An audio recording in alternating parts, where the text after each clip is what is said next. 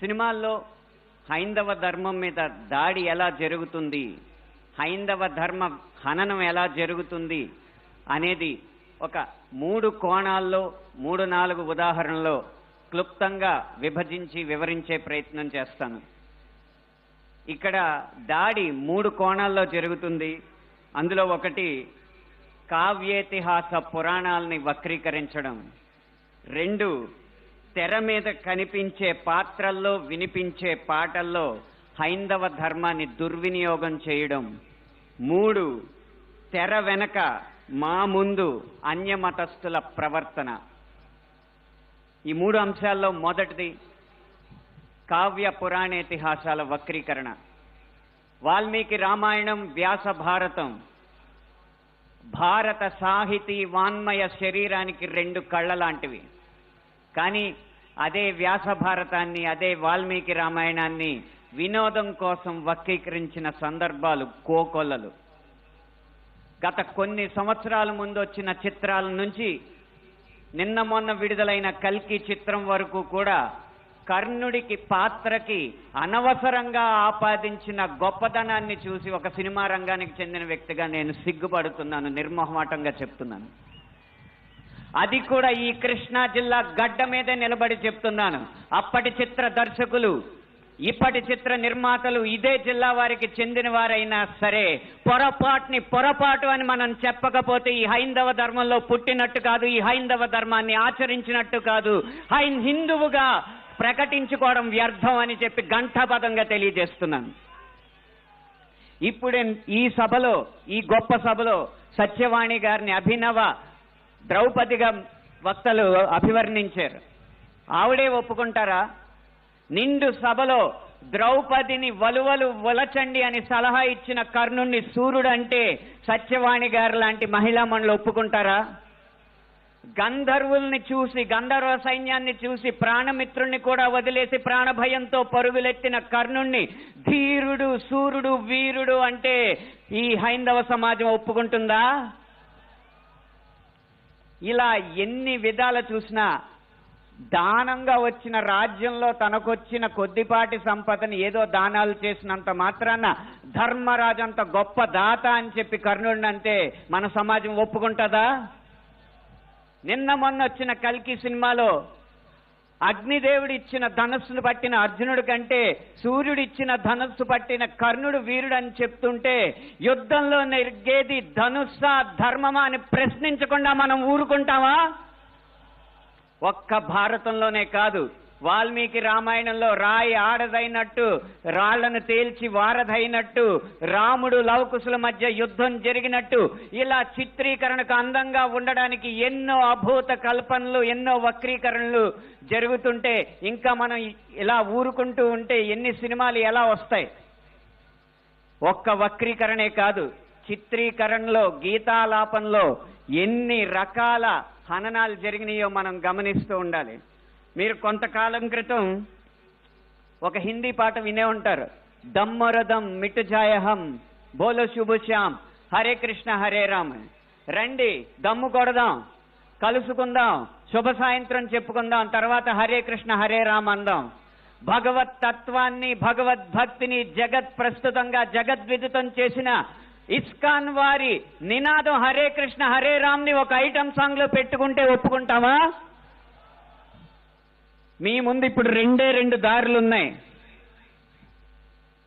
కాళీ అన్న cinema documentary పోస్టర్లో Kalika Mata cigarette కాలుస్తుంటూ ఒక పోస్టర్ వేస్తే మన ముందు 2 దారులు ఉన్నాయి. ఒకటి నిమ్మకు నీరెత్తినట్టు కూర్చోవడం, 2 నిగ్గదీసి నిలదీయడం.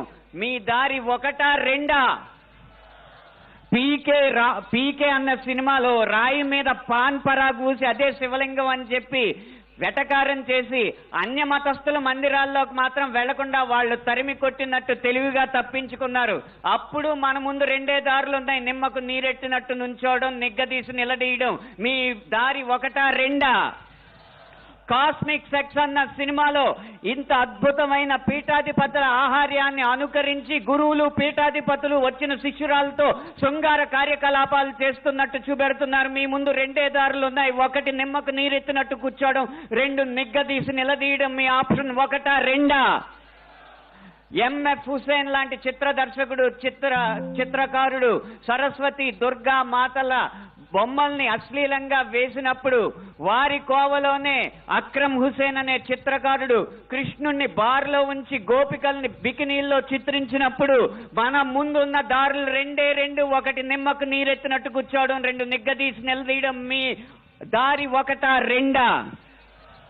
ఛత్రపతి శివాజీ తర్వాత అంత గొప్ప మరాఠా యోధుడు బాజీరావుని బాజీరావు మస్తానీగా ప్రేమ పిచ్చోడుగా చిత్రీకరించినప్పుడు మన ముందు రెండే రెండు దారులు ఉన్నాయి. ఒకటి నిమ్మకు నీరెత్తినట్టు కూర్చోవడం, రెండు నిగ్గదీసి నిలదీయడం. మీ దారి ఒకటా రెండా? ఇలా ఇన్ని విధాలుగా హననం జరుగుతుంటే ఇంకా మనం నిశ్శబ్దంగా కూర్చుంటే అది మన హైందవ సమాజానికే కళంకం అని నేను మనస్ఫూర్తిగా తెలియజేస్తున్నాను. పాటని ఎలా ఉపయోగించచ్చో, అదే హరే కృష్ణ హరే రామ్ని ఎలా ఉపయోగించచ్చో సీతారాం శాస్త్రి గారు మనకు తెలియజేశారు. హరే రామ హరే కృష్ణ కృష్ణ కృష్ణ హరే హరే. రాముణ్ణైనా కృష్ణుణ్ణైనా కీర్తిస్తూ కూర్చుంటామా? వాళ్ళేం సాధించారో కొంచెం గుర్తిద్దాం మిత్రమా. సంద్రం కూడా స్తంభించేలా మన సత్తా చూపిద్దామా? సంగ్రామంలో గీతా పాఠం తెలుపమా.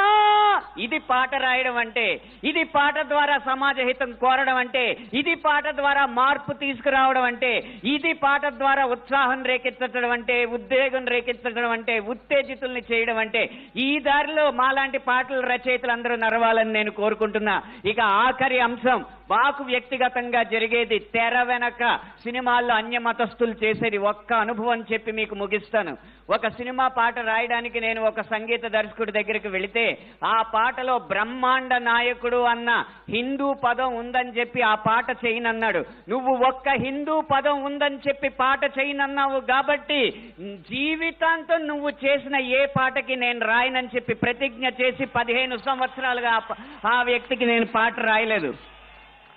అలాగే ఒక పక్క రాష్ట్రం సంగీత దర్శకుడు వెళ్ళగానే దర్శక నిర్మాతలతో తిరుపతి ఆలయ విధానాల్ని విమర్శిస్తూ ఉంటే వాళ్ళు మిన్నక కూర్చుంటారు. ఎందుకంటే వాళ్ళకి మార్కెట్ ఉంది కాబట్టి. ఇదే మనం గీత గీయాలి కింద. సినిమా అనేది నేను ముందు చెప్పినట్టు వ్యాపారాత్మకమైన కళాత్మకమైన వ్యాపారం కాబట్టి ఆ వ్యాపారాన్ని సినిమాకి లేకుండా చెయ్యాలంటే హిందూ ధర్మాన్ని హననం చేసే సినిమాలని, హిందూ ధర్మంపై దాడి చేసే సినిమాలని ప్రభుత్వం బహిష్కరించకంటే ముందు మనం తిరస్కరించాలి. బహిష్కరణ కంటే తిరస్కరణే గొప్ప మార్గం.